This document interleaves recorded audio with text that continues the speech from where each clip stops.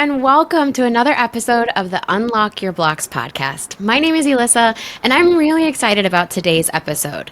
Priya Patel is the host of the podcast, I Wish I Knew That Earlier, and it is phenomenal, and you should absolutely go take a listen. Give her a rating and review if you love it. She also is entering her coach era, which you're going to hear a little bit more about what that means, and she has overcome some serious obstacles on the way to building her dreams. So I cannot wait to let her tell us a little bit more about herself. Hi, Priya. Thank you so much for being here today. Hi, Elyssa, and thanks for having me. And I'm just so excited to have this conversation with you. Me too. And I'm just excited for you as well and all the listeners that come into your podcast, because I think what you're doing is incredible, and sharing that message is going to impact so many people. Thank you so much. I really appreciate that. And I just for context, I want to tell the people listening, I want to give them an idea of our story. Because Priya and we have literally tried to start this podcast. What is this? This is the fifth take, I feel like, because we're like stumbling over words and just giggling and laughing. So Priya and I met because literally the day before we were both meant to speak at the Powerhouse Women Conference. So we met the night before at the dress rehearsal and we just clicked. It was hilarious. We were both kind of like, I feel like we were both like a little bit shy, and then we both kind of like tried to feel out the other person's vibe because we were the only two people practicing at this particular moment with the stage. And about the time that you took a running start and went over the tabletop that was between you and the stage on your way up there. I was asked to jump over the I was table. like, listen, we had the pump up music going and you took the leap over that. I was like, this is my person. We are going to be friends. 5 Is that what we decided? Friends 5 Eva. So Priya is a consummate speaker, you guys. And I'm so excited to welcome her into the Unlock Your Blocks world and to invite you into her world because she has this soothing presence. And Priya, I feel like you have such a sense for people when you show up. And I'm like so excited for everyone that you're going to be coaching in your coaching era. Can you tell us a little bit more about what is the big idea behind this? Because this is something you told me that you're wanting to help other people with their big ideas. And this is your next one. So I'd love to know a little bit more about who are you looking to help and what is it going to look like if you, just as much as you know, because I know that you are literally at the beginning of this, but I'm really excited about it. And thank you for that. Those words you shared, Elyssa, because if you can see, I was blushing a bit. That was my goal. Mission accomplished. Mic drop.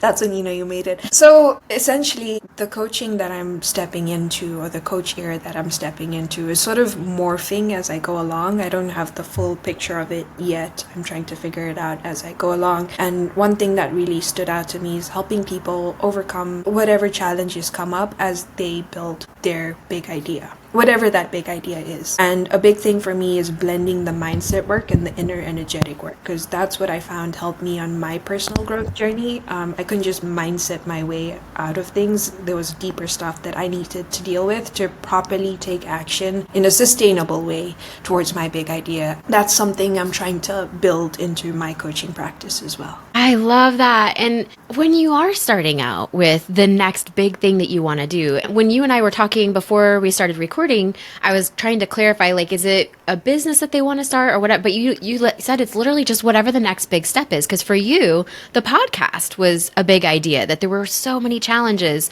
and things coming at you in your mind and around you that, like, who am I to do this? So do you mind sharing a little bit about what it's been like, maybe with the podcast or maybe with the coaching or whatever you want to, about areas where you've faced the challenges and how you've overcome those? How long have you got?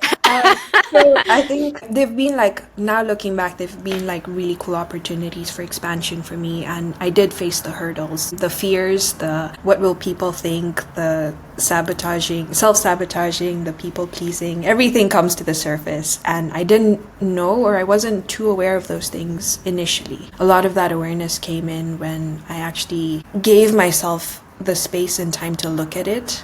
And I was like, oh, I didn't know I was dealing with that. Or, oh, I didn't know that was something that was holding me back. And I was able to identify so many ways I was doing that when it came to my podcast, when it came to other experiences that I attempted. That sounds really strange. Other things I tried. Yeah. In the past, I think something that's big for me is experiences. I love experiences, trying new things, travel, everything with people that I love spending time with. And even then, in small things like that, the same things were coming up in different ways. So yeah, I've had my fair share of it. I still feel it now. I haven't overcome it yet. I don't know if you do or you just befriend it. I think I'm in the befriending stage, yet to find out if it ever leaves. But yeah, I think that I forgot the initial question, but yes, I'd have faced hurdles. Yes, that makes total sense. And I think anytime we do something, so we talk a lot about the survival brain on this podcast, and we talk a lot about the nervous system. And I like to talk about the window of tolerance for change. And it's kind of this space where you can do things within that window of tolerance without your nervous system throwing you into survival mode. But once you get kind of up to the edge of that window of tolerance, your body and your mind and your thoughts and your emotions will start to kind of panic because it's unknown. We don't have tolerance for that kind of big change. And so, a lot of the ways that, for example, when I work with my clients, we have to actually work with the nervous system to make it feel safe with change. And I think all of us deal with, and I talk a lot about the 3 Ps: perfectionism, procrastination, people pleasing, and imposter syndrome and negative self-talk. Those are all tactics that our brain, our survival brain, and our nervous systems will use to kind of keep us where they feel like it's safe. So can you talk about maybe a moment or a period of time, maybe when you were starting the podcast, where you just realized, like, gosh, I'm really struggling with how I see myself, or I'm putting it off? Anything like that come up for you when you were getting ready? Yeah, big time. And I think the big one that came up was, what will people think of me sort of doing something like a podcast? So that fear of being othered, in air quotes, othered. But also the fear of or not feeling like good enough to be a podcast host. It's like, who am I to go out there and talk on the mic and for people to tune in and listen to me? And those are big things that came up for me. And I sat on the idea of doing a podcast for a long time. I'd say a year or 2 years, like literally. So it was like a while before you could kind of work through what you needed to work through. And even at that time, when it came to launching the podcast, I didn't, like you shared, like it's going deep into the nervous system, making it feel safe to sort of take these actions and take these steps. At that time, I was just early in my personal development journey, so I wasn't even aware of that stuff. And it was literally, okay, just take the plunge. How safe I felt, I don't know. But it was just like, take the plunge and you figure it out. But whilst that helped me in so many ways, I think when you do the nervous system work or you expand your window of tolerance, it's just a lot more sustainable, and then I'm able to show up more consistently. And if I go back to the start of my podcast, I wasn't very consistent, because I'd launch an episode. When it comes to doing the next one or getting a guest booked or asking someone to just be a guest on my podcast, I went through the same self-talk. It's intimidating, right? Because now you have to get that other person on board with the fact that you deserve to be doing this, and then you have to go together to the recording. And yeah, that makes so much sense. So it sounds like for you, and this makes total sense to me, that the self-awareness came as you kind of kept coming up against the same hurdle each time you had to do an episode, and really struggling with the consistency factor.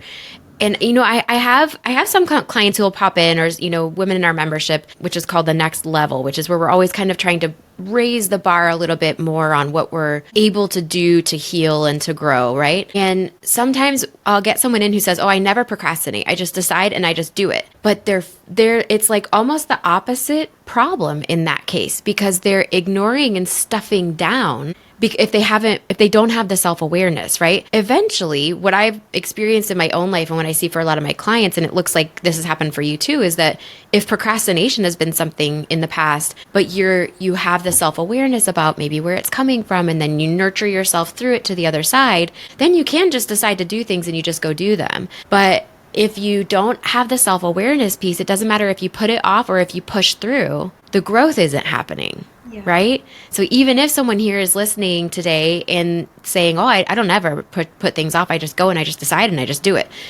If there's any part of you that isn't feeling totally safe with those actions, but you're forcing it anyway, it's kind of the same issue. Like, we need that self-awareness to come alongside us gently and be like, hey, this doesn't feel great, and this is why. For you, did you ever figure out Was there a negative belief about yourself or a specific cause for you feeling that imposter syndrome? Like, who am I to do this? The thing that kind of was the impetus for you pushing off things or not being consistent. Did you ever settle on what was causing that? So I didn't have that initial awareness when I was sort of working through my podcast, but I did get more of that awareness in the last year or so, where where I was really diving deep into the inner work. And that's when I started to get a strong awareness of all the stories I was telling myself, stories that weren't even mine. And there was this part of me that saw, it wasn't directly in my life or my immediate family, but there was an instance where I saw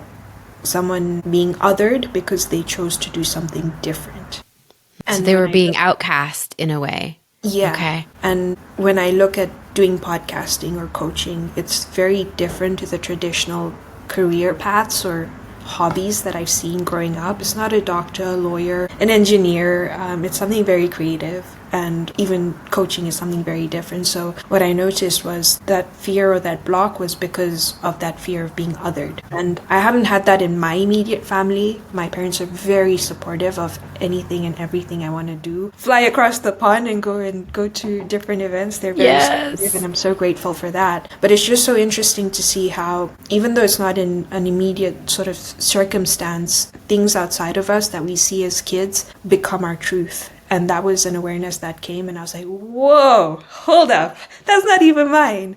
But yeah, it didn't come with the podcast, but it came later on when I bumped up against it again with the coaching. That's brilliant. What an interesting sort of timeline. So you got into the podcast, didn't have the layer pulled back yet, kind of just kept plowing through, doing it. You knew that there was something calling you forward. And then when you came up against the coaching piece, did you have some of the same imposter syndrome? Yeah, same exact thing. Like, what do interesting. people think, and who am I to be a coach? Oh my God. Okay. First of all, can I just tell you who you are to be a coach? Like, this woman, you all need her in your life. Like, you are meant for that. I mean, I feel it in my being, because I mean, even just when I first heard you speak at the Powerhouse Women event, it was like, you just held space for everyone in the room and you took them through your journey, and it was we both had short talks. It was like 5 minutes that we were allowed, and you brought us fully into your world. So I'm like, oh my gosh, if someone like you, who just captivated a room of 800 incredibly successful women for 5 minutes, you had us in the palm of your hand.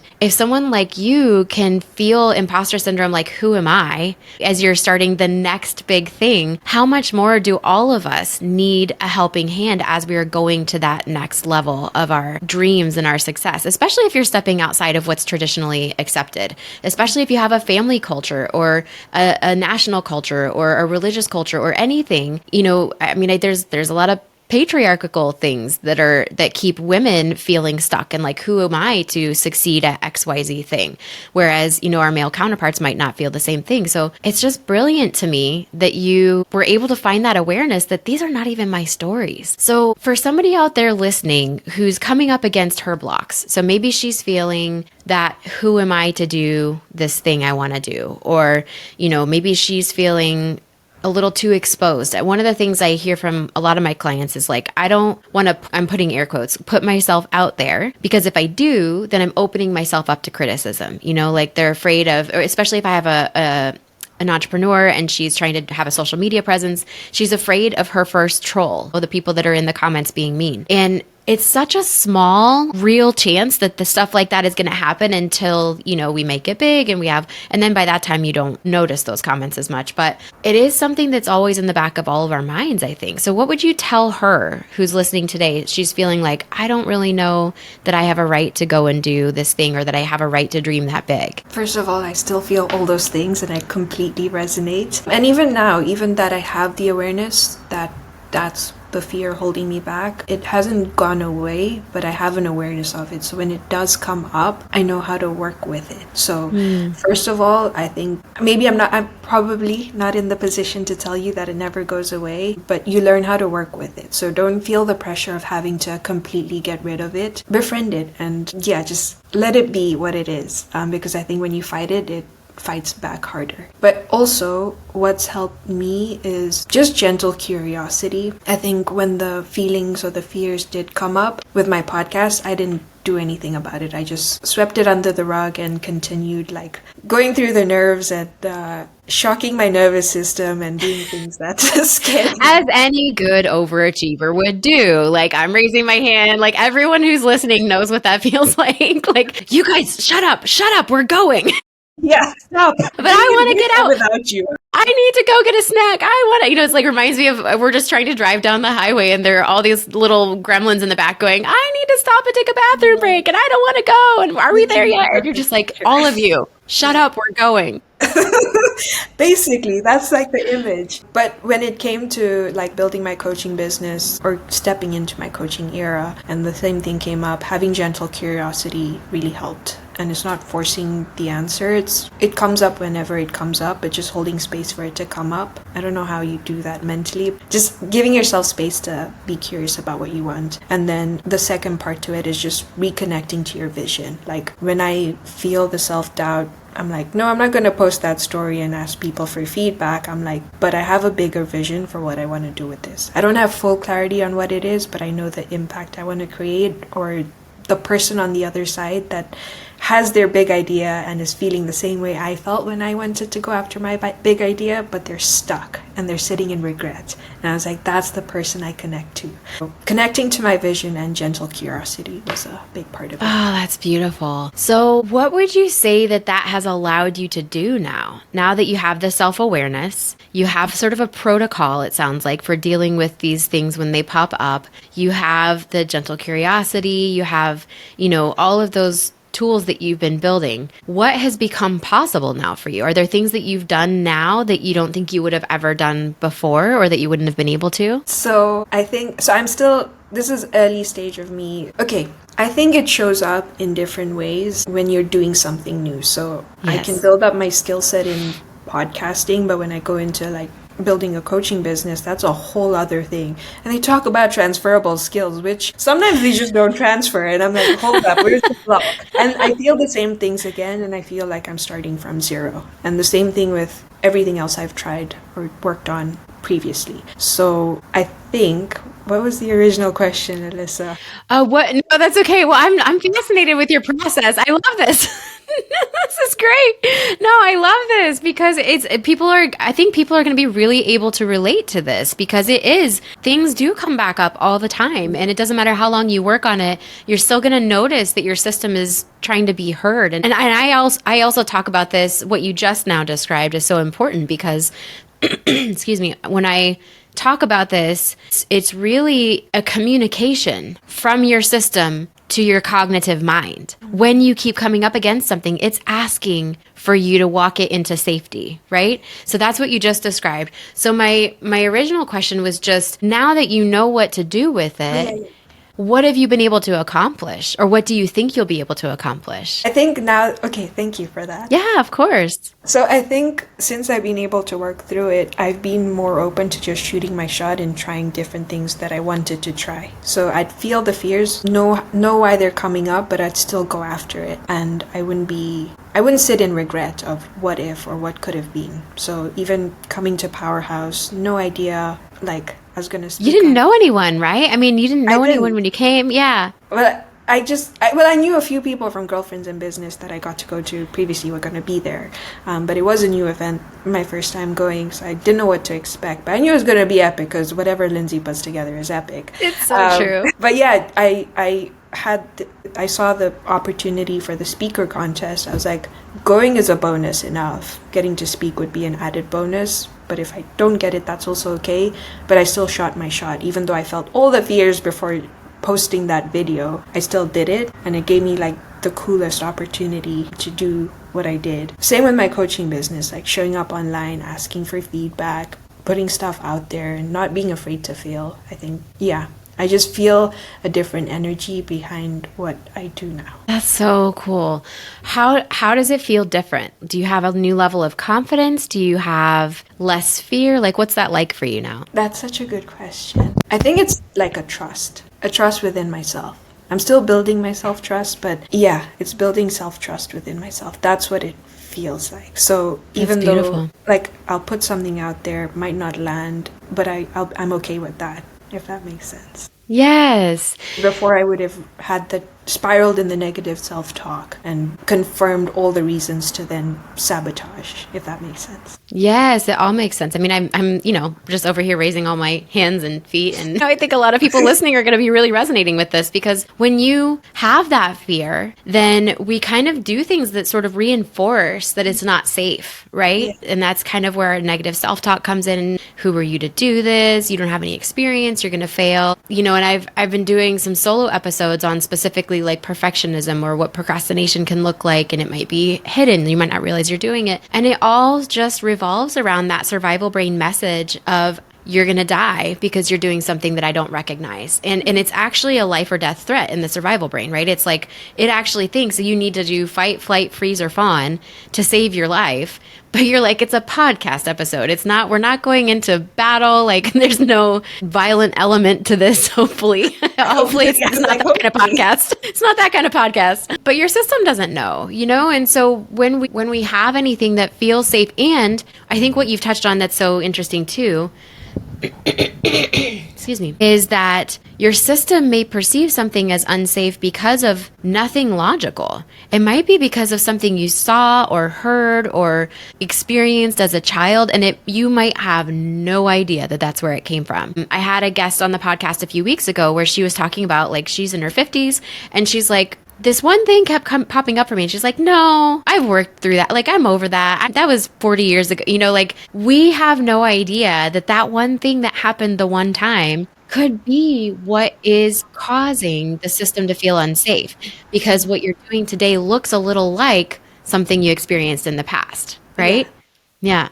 That's so true. I think that's such a great way of explaining, because it is a path of self-trust. And it does sort of call us into a more nurturing role to ourselves. So for you, once you started kind of the self-awareness piece of this, coming up against the coaching and powerhouse women opportunity and all this stuff, when you started being more self-aware about maybe where this was coming from, you didn't want to be othered, then the imposter syndrome and all this stuff, it's trying to shove you back down and make you small again and keep you playing little. How has your lifestyle changed? Have you changed anything about how you nurture yourself as you're going through your daily life? Not necessarily just in those moments of challenge, but in general, does your life look any different now, having gone through some of that healing process? I think it does for sure. And I'm thinking of the ways. I think yes, take your time. Comes up immediately is like being okay with having more space in my calendar, in my days, and making time for solitude. If you knew Priya like 5 or 6 or actually 10 years ago,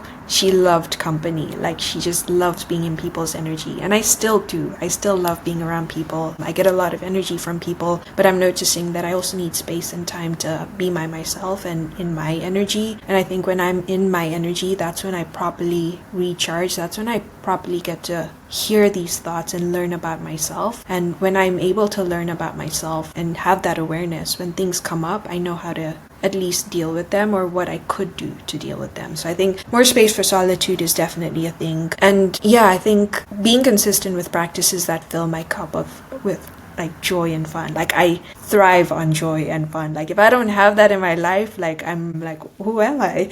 And it's finding things that is dependent on me, like not dependent on anyone else. So tennis is something I do. I love tennis. It is a team sport, but it's just me going to a tennis club and playing with people, or a group that I've got to meet and be part of whilst being there. So it's not I'm waiting for a friend to then go there. It's like purely based on me. So making time for those activities as well really helps me showing up for myself, but filling my joy cup. I love that. All about the joy, It's all about the joy. And you exude joy. Like, you're so fun to be with. I just enjoy talking to you and just being in your presence. So talking a little bit more about the podcast. When you got your big idea to start this podcast, did you know what the title would be, or what by the time you started, were you like, I know exactly what I want this podcast to be about? Because I want to know what's behind, I wish I knew that earlier. It's such a great, you graciously had me on, and we had such a good conversation. And the other episodes that I've listened to are just fire. Like, you have great guests, you have great thoughts. So What was the idea behind I Wish I Knew That Earlier? And did you have clarity right when you began, or did it take some time?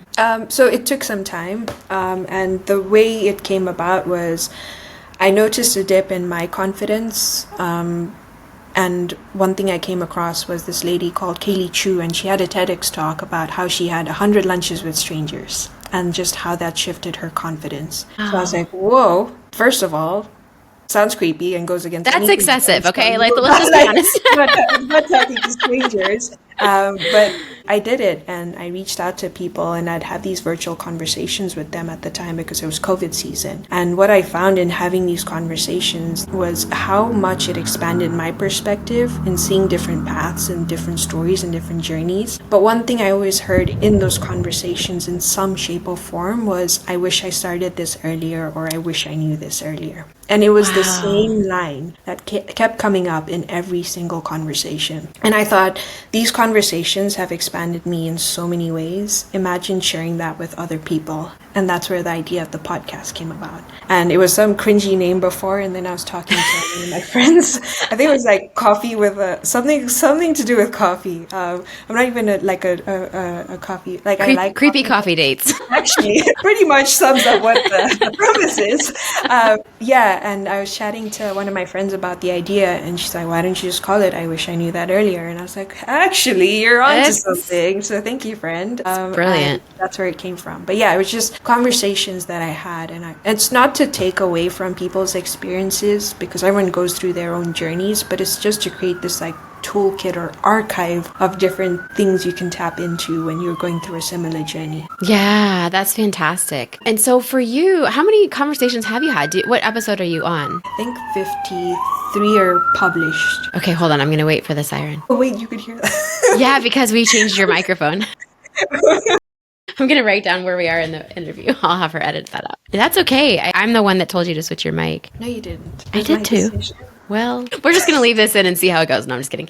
We'll take that part out. Okay. Let the audience decide whose fault it is. We'll let the audience weigh in. We're taking votes now until the 24 hours after this episode drops, and whoever wins gets to dunk the other one in cold water. The stakes are high. I have curly hair, so I don't know what happens after the dunk. So just saying. Just giving everyone fair warning. Oh my gosh, that's so funny. So how many episodes have you had? Do you have a guest every episode? I can't remember. I feel like I've heard solo episodes with you. Yeah, so it started off with just guest episodes because I didn't think I had the authority to go and share my own. Listen to you. Oh my goodness. I started sharing, and I was like, you know what?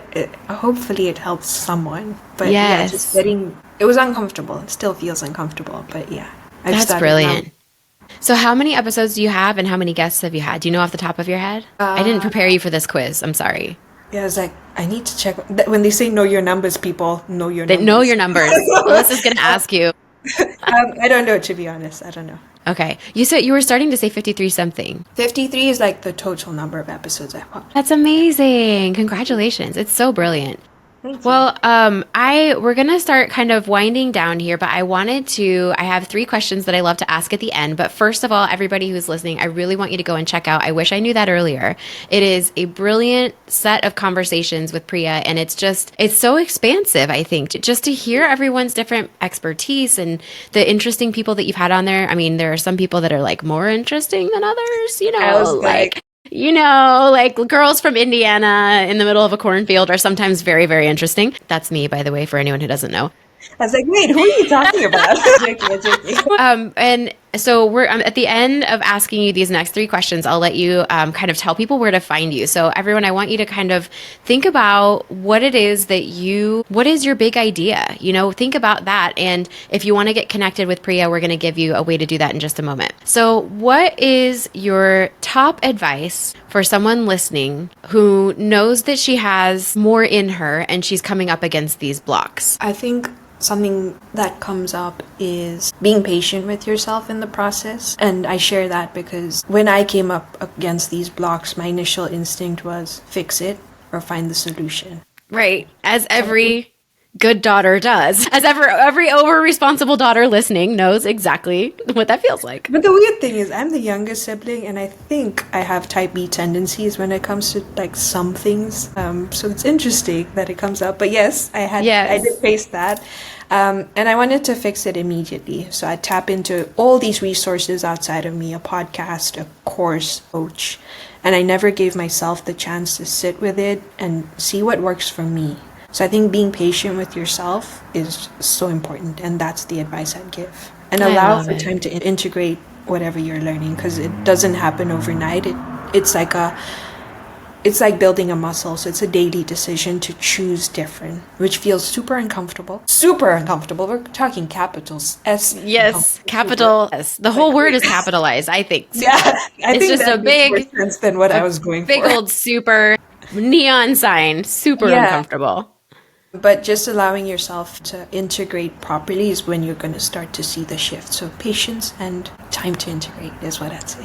That's beautiful. Thank you. Okay, next question. What is your favorite pump-up song right now? Because we talk a lot about the idea that listening to music can kind of shift you out of survival mode for a moment. And so I love asking my guests this question. And I love that you asked that question, especially when you explain like what's behind it. I have a different song in different seasons, but what comes to mind is Every Woman by Shaka Khan. That's great. I love it. Yeah, I'm the same. I'm changes. Like I had one for like almost a year last year. I had like the same one, and now it's totally a different one. And then what is your favorite go-to self-care, self-nurturing move when you don't have a lot of time? So one that I've really been enjoying recently is just my evening routine of just like winding down for bed, but like washing my face. It sounds so weird, but washing my face has been like a really fun self-care routine. And there was something I heard, someone shared how a routine becomes a ritual when there's intention behind it. So an intention that I've been adding is like just this letting go, clearing of everything from the day that I've been holding on to. And I think that's when it started to become my favorite self-care routine. So that's awesome. I love that. The intention behind it, because, if you say washing my face, it's like, okay, well, that doesn't sound super juicy or anything.